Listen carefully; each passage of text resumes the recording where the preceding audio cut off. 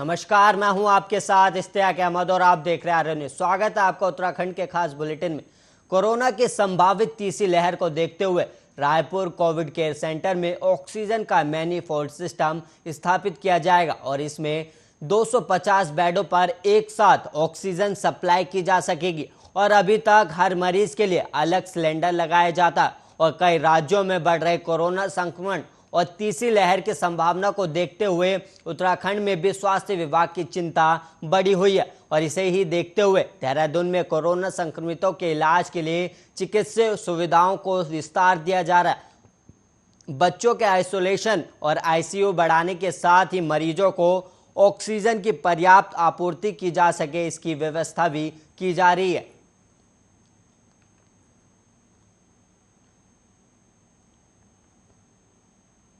Social media पर चल रहे अपने एक अजीबोगरीब बयान के चलते उत्तराखंड के आपदा प्रबंधन मंत्री डॉक्टर धन सिंह रावत पर मानो आपदा ही टूट पड़ी है और इसके चलते उनका जमकर मजाक उड़ाया जा रहा है। पूर्व मुख्यमंत्री और वरिष्ठ कांग्रेस नेता हरीश रावत ने तो तंजिया लहजे में उनके लिए भारत रत्न की मांग कर डाली है। सोमवार को आपदा प्रबंधन मंत्री डॉक्टर धन सिंह रावत का सोशल मीडिया पर एक वीडियो बयान आया और जिसमें वे कहते हुए सुनाई दे रहे हैं कि अब एक ऐसा ऐप आया है जिसके जरिए कहीं भी बारिश को कम या ज्यादा किया जा सकता है और वो जल्द ही इस ऐप का प्रेजेंटेशन केंद्र सरकार को देने जा रहे हैं। अगर केंद्र सरकार की ओर से अनुमति मिलती है तो ये ऐप कई राज्यों के लिए वरदान साबित होगा। और वहीं मंत्री का यह बयान सोशल मीडिया पर वायरल होते ही उस पर प्रतिक्रियाओं की बाढ़ सी आ गई। ज्यादातर में मंत्री के इस अवैज्ञानिक दावे की हंसी उड़ाई गई है।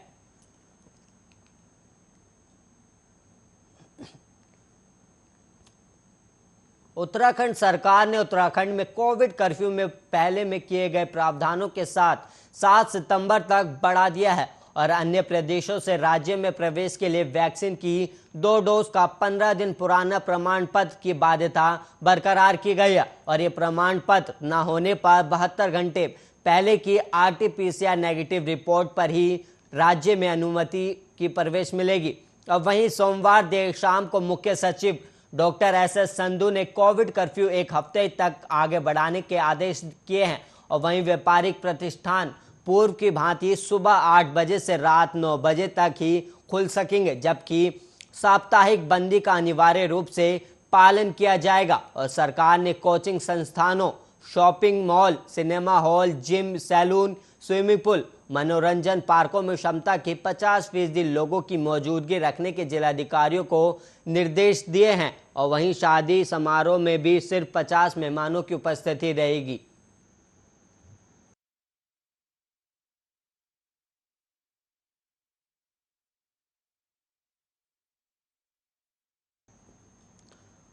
कुंभ कोरोना जांच फर्जीवाड़े में बीते गुरुवार को स्वास्थ्य विभाग के 2 अधिकारियों को निलंबित किए जाने के बाद एसआईटी की टीम ने भी आरोपियों की गिरफ्तारी के लिए गैर जमानती वारंट न्यायालय से लिए हुए हैं और एसआईटी की टीमें हरियाणा और दिल्ली में आरोपियों की गिरफ्तारी को लेकर डेरा डाल हुए हैं। और वहीं हरिद्वार में आयोजित महाकुंभ 2021 में आने वाले श्रद्धालुओं की कोरोना जांच के दौरान हुए फर्जीवाड़े में मैक्स कॉरपोरेट सोसाइटी समेत नलवा लैब, हिसार लाल चंदानी लैब, सेंट्रल दिल्ली के खिलाफ मुकदमा दर्ज हुआ था। और पूछताछ के बाद एसआईटी की टीम ने भिवानी की डेल्फिशा लैब के संचालक आशीष वशिष्ठ को आईसीएमआर के पोर्टल पर एक कोविड जांच के फर्जी आंकड़े अपलोड करने के आरोप में गिरफ्तार कर जेल भेजा था।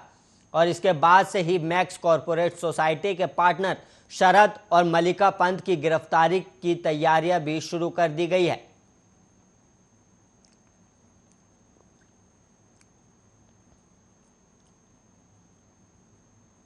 उत्तराखंड में बीते 24 घंटे में कोरोना के 38 नए संक्रमित मरीज सामने आए हैं, जबकि एक मरीज की मौत हो गई और वहीं 16 मरीजों ने कोरोना से जंग जीती। अब राज्य में 356 एक्टिव केस हैं और वहीं पौड़ी में 1 और कुमाऊं में डेल्टा प्लस वेरिएंट के 3 मरीज सामने आए। और वहीं राज्य में 38,795 लोगों को कोरोना से बचाव की वैक्सीन दी गई और अब तक राज्य में 64,13,205 लोगों को वैक्सीन की पहली डोज दी जा चुकी है, जबकि 20,05,858 को दोनों डोज दी जा चुकी है। और वहीं 18 से 44 आयु वर्ग में अब तक 3,35,344 को दोनों डोज दी जा चुकी है।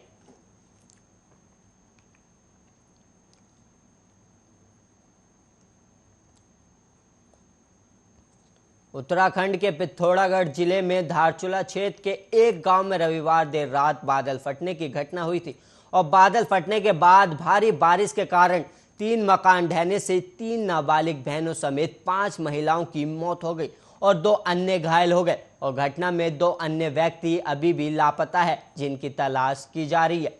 घटनास्थल पर बचाव और राहत कार्यों की निगरानी कर रहे पिथौरागढ़ के जिलाधिकारी आशीष चौहान ने बताया कि रविवार देर रात जुम्मा गांव में यह हादसा हुआ और प्रभावित स्थल से 3 बहनों समेत 5 महिलाओं के शव बरामद कर लिए गए, जबकि 2 अन्य लापता लोगों की अभी भी तलाश जारी है।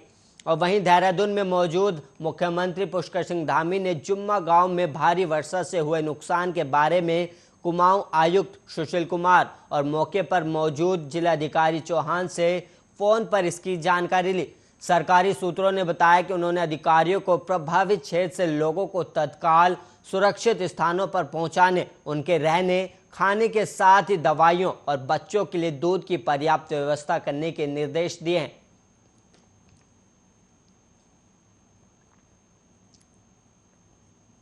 उत्तराखंड के अधिकतर इलाकों में आज सुबह से ही मौसम साफ बना हुआ है और वहीं आज नैनीताल की ठंडी सड़क पर फिर से भूस्खलन हो गया, जिससे यहां मार्ग बंद हो गया है। और वहीं इस भूस्खलन से कुमाऊं विवि के महिला छात्रावास को भी खतरा हो गया है।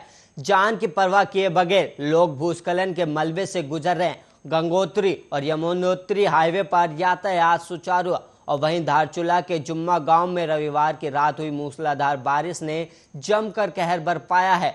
और वहीं नालपोली तोक में 7 मकान जमींदोज हो गए और मलबे में 3 बहनों और उनके चाचा चाची समेत 7 लोग दब गए। इनमें से 3 बहनों और 2 महिलाओं के शव बरामद कर लिए गए, जबकि अभी और लोगों की जांच जारी है। और वहीं खोजबीन के बाद घटना में जुम्मा गांव के 4 लोग घायल भी हुए हैं।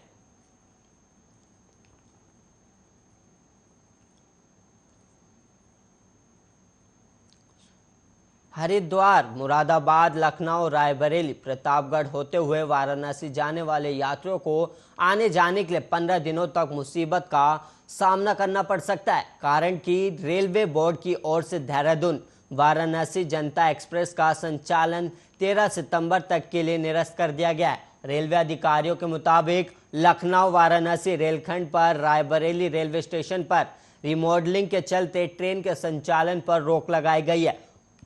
दूसरी ओर रेलवे बोर्ड की ओर से ट्रेन का संचालन निरस्त किए जाने के बाद तमाम यात्रियों को अपना आरक्षण निरस्त कराना पड़ा और आरक्षण निरस्त कराने को लेकर आरक्षण केंद्र पर यात्रियों की भारी भीड़ जुटी रही।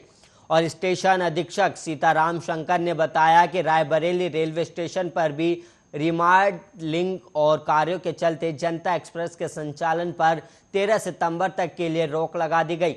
और वहीं रिमॉडलिंग का काम पूरा होने के साथ ही ट्रेन का संचालन नए सिरे से किया जाएगा।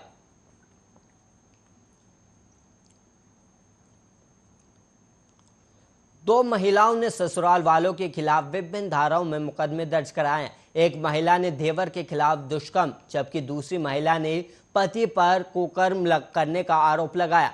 मुखानी पुलिस के अनुसार एक महिला ने तहरीर में कहा कि उसके साथ देवर ने दुष्कर्म किया और विरोध करने पर उसने उसके मुंह में कपड़ा ठूंसकर प्रताड़ित किया और आरोप लगाया कि इसके पहले पति ने उसके कान काट दिए थे और नाक काटने की कोशिश भी की थी।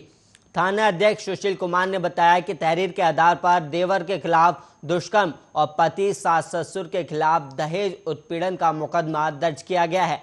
और इधर दूसरे मामले में महिला ने कहा कि आरोप है कि उसका पति दुबई में नौकरी करता था और इसी का फायदा उठाकर ससुर ने उससे दुष्कर्म की कोशिश की और वहीं बाद में उन्होंने दहेज के लिए दबाव बनाया। कहा कि सास तंत्र विद्या के नाम पर धमकाती थी और आरोप लगाया कि पति ने 2018 में उसके साथ कुकर्म किया और विरोध करने पर अंदरूनी चोटें पहुंचाई। और इतना ही नहीं, मायके पक्ष से उसके नाम की जमीन को भी हड़पने की कोशिश की गई है। और वहीं सास की मौत होने के बाद उसने शिकायत करने की हिम्मत जुटाई है।